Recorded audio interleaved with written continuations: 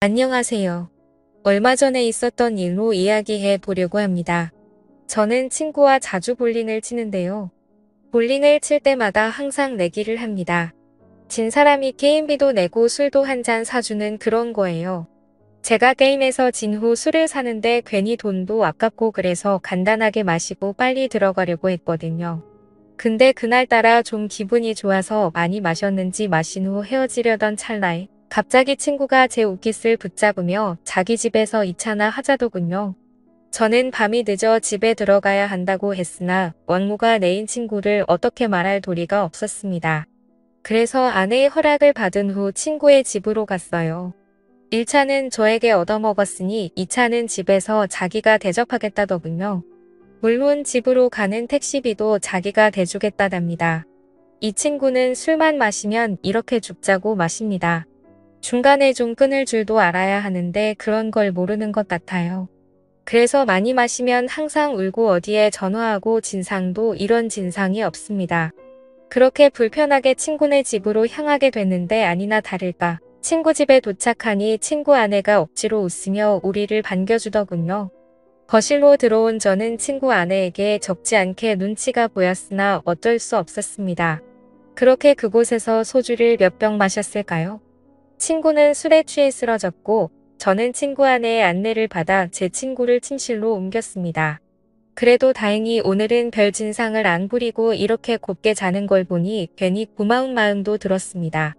저는 친구 아내에게 폐를 끼쳐 미안하다고 했지요. 그러자 친구 아내는 역시 자기 남편을 이렇게 잘 챙겨주는 사람이 저밖에 없다면서 고맙다는 말을 했습니다.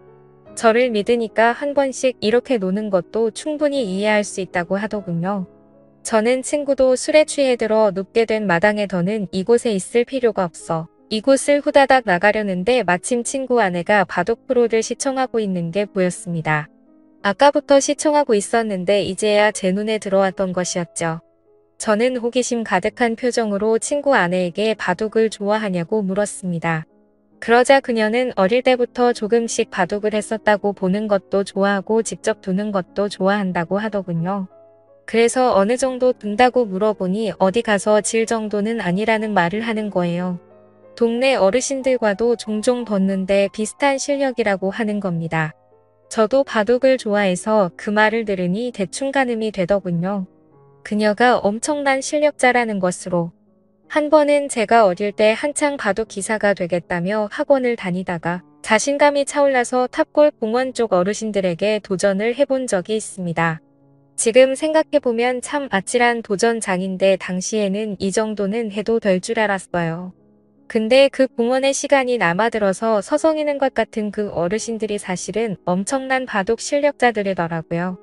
그 뒤로 부끄러워서 어디 가서 바둑 둔다는 말을 잘 안 하는데 그녀의 말은 정말이지 저를 궁금하게 만들었습니다. 그리고 보통 나이 들어서도 바둑을 하는 사람은 대부분 남자입니다. 여자 바둑 기사가 참 없기도 하고 일반인 중에서는 더더욱 없더라고요. 그래서 호기심이 많이 생겨서 다음에 기회 되면 바둑 한번 두자고 말을 했는데 그녀는 갑자기 지금 한번 하는 게 어떠냐는 제안을 하더라고요. 저는 이 늦은 밤에 민폐라고 생각해서 여기를 1초라도 빨리 나가려고 했던 찰나인데 지금 바둑을 두자는 친구 아내의 제안을 얼떨결에 받아들이게 되고 그렇게 게임을 시작하게 됐습니다. 저와 친구 아내는 바둑판을 서로 마주보고 앉아 척도를 바둑판에 찍었습니다. 바둑판 맞은편에 앉아있는 그녀는 그다지 눈빛이 매섭지 않았습니다. 흡사 바둑 경험이 6개월 정도 되어 보이는 그런 초보자처럼 보였습니다. 눈빛만 봐도 상대방이 고수인지 하수인지 어느 정도 감이 오지 않습니까?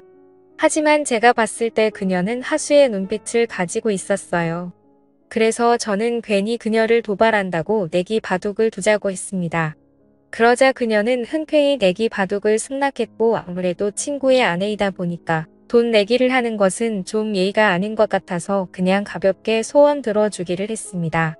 그렇게 저와 친구 아내는 바둑을 두는데 술을 두면 둘수록 감탄이 나왔습니다.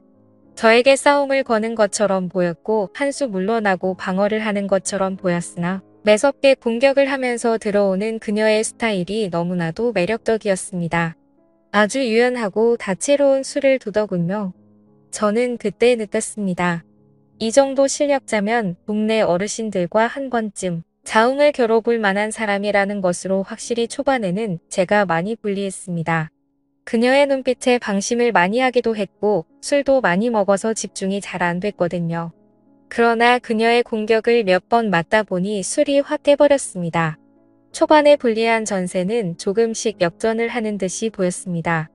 학창시절 바둑부의 학원까지 다녔다는 장점을 내세워 후반으로 갈수록 친구 아내를 거칠게 밀어붙였습니다.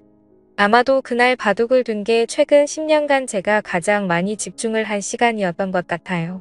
그만큼 저도 상대방의 실력에 맞춰서 진심을 다해서 뒀습니다.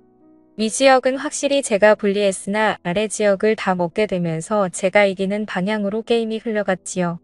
그랬더니 친구 아내의 미간이 찌푸려지며 마지막으로 두려던 제 돌 하나를 빼앗아서 자기 골짜기 사이에 넣더니 바둑판 위에 올릴 수 있으면 올려보라며 못한다면 자기가 이긴 거라며 막무가내로 떼를 쓰더군요.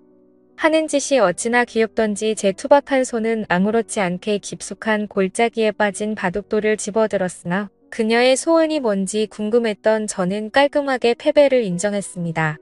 돌을 던져버린 채 손을 떼며 도저히 못 잡겠다면서 제가 졌으니 소원을 말해보라고 했습니다. 그녀는 민망하다며 얼굴을 붉히다가 제 얼굴을 보지도 못하더니 자꾸만 자신을 뚫어지게 쳐다보는 제 눈빛에 수줍어하는 표정으로 이렇게 말하더군요.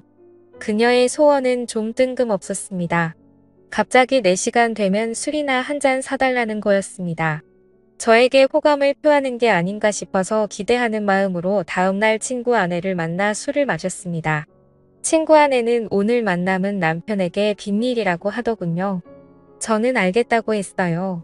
그렇게 우리 둘은 술을 마시며 바둑 이야기를 많이 나눴습니다. 그녀도 바둑에 애정이 많았는지 재밌는 이야기를 많이 하더라고요. 적당히 술을 마신 후 곧장 숙박업소로 갔습니다. 누가 먼저 말하지 않았는데도 자연스럽게 발길을 닿았습니다.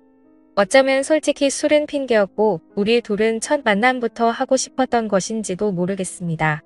바둑을 두면서 그 마음에 확신이 섰겠죠. 어쩌면 그 마음이 맞을 겁니다. 숙박업소에 들어온 저는 성격이 급하게 변했고 곧장 하려고 했으나 친구 아내는 무슨 놈의 내기를 그리 좋아하던지 가위바위보를 해서 걸치고 있는 껍데기를 차례로 벗자는 제안을 하더군요. 저는 그냥 하는 것보다는 이것도 나쁘지 않아 그렇게 하자고 했습니다. 저는 친구 아내와 가위바위보를 하는데 한 판을 이기지 못한 채 계속 지기만 했고 저는 어느새 맨몸이 되었지요. 그녀에게 바둑으로 껍데기를 벗는 건 어떠냐고 제안했지만 그녀는 웃으며 바둑판을 안 가지고 왔다고 하더군요. 제 알맹이를 보던 친구 아내는 자신도 가위바위보를 빨리 져서 저처럼 되고 싶다기에 저는 이를 악물고 선 최선을 다했습니다. 그렇게 친구 아내와 뜨거운 관계를 즐긴 후 저는 집에 왔습니다. 정말 재밌고 짜릿한 순간이었습니다.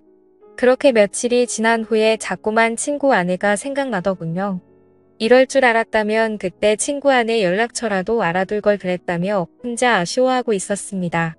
저는 고민하다가 친구 아내가 너무나 보고 싶어서 3일 만에 친구에게 전화해 이 집에서 술이나 마시자고 했습니다. 친구는 좋아하더군요. 어쨌건 저는 친구와 친구 집에서 술을 마시며 중간에 합석한 친구 아내와 셋이서 재밌게 놀았습니다. 그러자 친구 아내가 그러더군요. 저번에 진 내기 바둑에 관한 복수를 해야겠다고 말입니다. 그렇게 저와 그녀의 두 번째 대국이 시작됐고 저와 친구 아내는 친구가 보는 앞에서 진지하게 바둑을 두었습니다. 친구는 바둑에 취미가 없던지 긴 하품을 내뱉다가 자야겠다며 안방으로 들어가더군요. 바둑은 아무래도 한 게임이 시간이 좀 길다 보니 친구가 지루해하는 것도 충분히 이해는 갑니다. 그러나 지금 이 자리에서 대국을 물을 순까지 싸워야 했습니다. 저와 친구 아내는 아랑곳하지 않고 바투판만 집중했습니다. 그런데 그 짧은 기간 동안 얼마나 연습했던지 그것도 아니면 질 수 없는 전략이라도 짜고 나왔던지 친구 아내가 너무나 잘 두더군요. 저는 손에 들고 있던 마지막 돌 하나를 제 앞 주머니에 넣으며 이걸 빼서 바투판 위에 저를 대신해 둘 수 있으면 진짜 인정하겠다고 했지요. 그러자 친구 아내는 거리낌 없이 이를 실행했고 저는 늘 돌반 차이로 패배했습니다. 깔끔한 저의 완패였습니다. 도저히 방법이 떠오르지 않더군요. 그녀는 어린아이처럼 바둑을 뒀습니다. 쉽게 꺾이지 않고 그렇다고 욕심을 내지 않으며 아주 순수한 마음으로 바둑을 두는 게 느껴졌습니다. 잡생각이 많은 어른들은 둘 수 없는 그런 수를 놓으며 저를 이겨버린 거예요. 저는 소원이 있으면 말해보라고 했지요. 이번에도 내기 바둑이었거든요. 그러자 친구 아내가 잔뜩 흥분한 얼굴로 느닷없이 저를 덮치는데 저는 친구 아내의 얼굴을 떼어내며 친구가 안방에서 자고 있으니 이러지 말자고 했습니다. 지금은 불안하다면서요. 그러자 친구 아내는 지금 아니면 안 된다고 못을 박더군요. 저는 그 소리를 듣는데 차마 거부할 수가 없었습니다.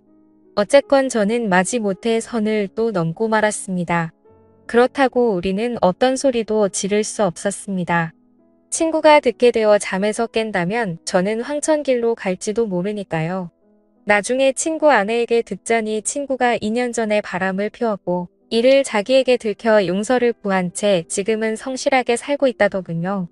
그래서인지 몰라도 남편과는 자꾸만 마음의 거리감이 생겨 피하게 된답니다. 하지만 그녀도 성인의 여자이다 보니 이렇게라도 해소를 해야겠다고 하더군요. 제가 마음에 들어서 그런 거라고 말을 하는 걸 보니 저를 어떻게 한번 해보려고 이렇게 바둑을 열심히 두는 거였구나 생각했습니다. 마음이 씁쓸해지더군요. 아무렴 어떻습니까? 저도 그녀가 이렇게라도 마음을 풀 수 있다면 좋다고 생각해야겠지요. 어쩌면 친구와 같이 있어도 뭔가 소홀하다고 했는데 역시나 이유가 있었습니다.